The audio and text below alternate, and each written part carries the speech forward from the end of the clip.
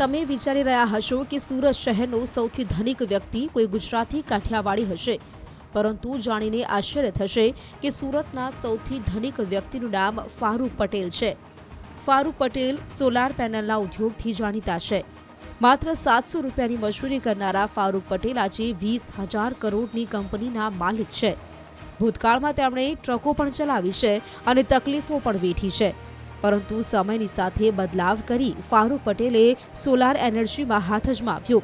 આજે તેમની 4 કંપનીઓ લિસ્ટેડ છે, સાથે જ તેઓ અનેક કંપનીઓના પણ માલિક છે. મહત્વનું છે કે કરોડો રૂપિયાના માલિક હોવા છતાં ફારૂક પટેલ પોતાની સહજતા માટે જાણીતા છે. તેઓ સેવાકીય પ્રવૃત્તિમાં પણ અગ્રેસર રહ્યા છે. ફારૂક પટેલનું જીવન મંત્ર છે કે મહેનત કરતા રહો, ફળ જરૂર મળે છે.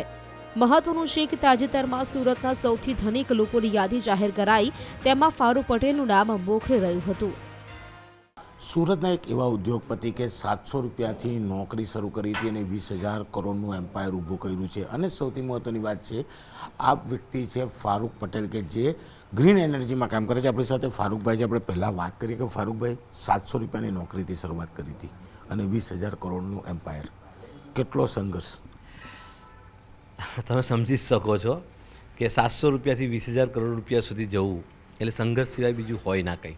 મહેનત કરવી પડે, પરંતુ ઘણા લોકો મહેનત કરતા હશે. હું ઈશ્વરની કૃપા માનું છું અને મારા મા બાપોનો આશીર્વાદ છે અને દુઆ છે એમની કે આટલી બધી મહેનત દરેક જ લોકો કરતું હોય, પણ મને આ મહેનતની પાછળનું ફળ ઈશ્વરે મને આપ્યું, એ બદલ હું ઈશ્વરનો ખૂબ ખૂબ આભારી છું. સાહેબ, ટ્રાન્સપોર્ટના વેપારથી શરૂ કર્યું હતું, કેવી રીતે સોલર અને ગ્રીન એનર્જીમાં પહોંચ્યા?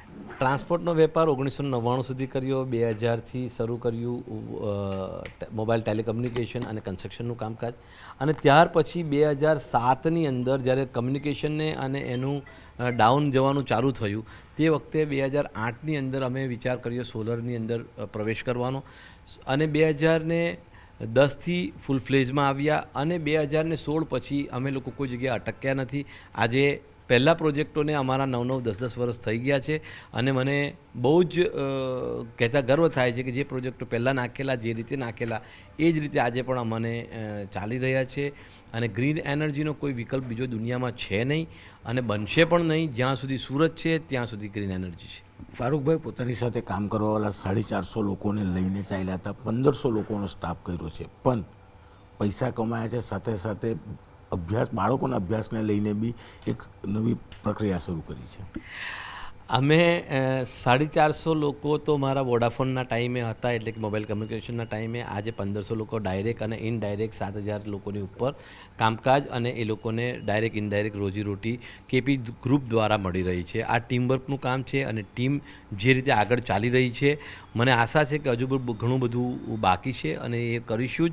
પરંતુ સાથે સાથે એજ્યુકેશનની અંદર પણ અમારી કંપની દ્વારા ઘણા બધા કાર્યક્રમો ચાલી રહ્યા છે. પીપી સવાણી સાથે ચાલી રહ્યા છે, વેડછામાં ચાલી રહ્યા છે, અને ઘણી બધી શાળાઓ અમે લોકોએ દત્તક લીધી છે, અને તેની અંદર પણ અમારી કોશિશ રહે છે કે જેટલું ભણતર વધશે એટલો દેશ મજબૂત બનશે. એટલે બાળકો જે સુરતના હોય, ગુજરાતના હોય કે બહારથી ભણવા એનો ખર્ચો પણ કેપી ગ્રુપ ઉઠાવે છે.